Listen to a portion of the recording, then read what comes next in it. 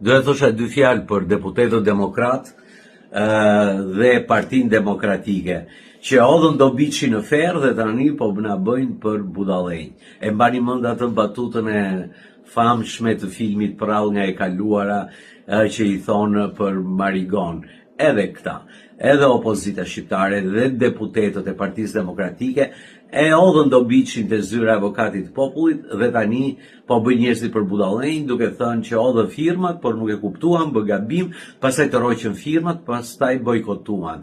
Një makinacion i shëmtuar që dhe vetë Machiavelli nëna intrigës do ta kishte zili dhe do qeshte, do kënaqej se s'do kishte shkuar mendja kurrë.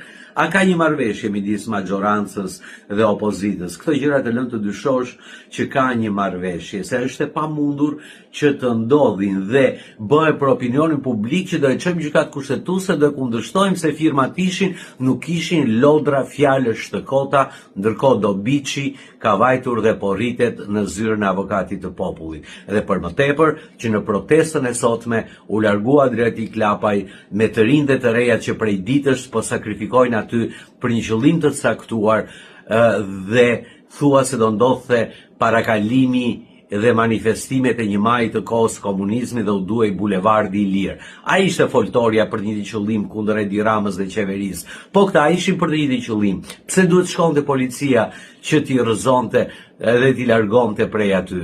Është për të ardhur keq që jetojmë në këtë vend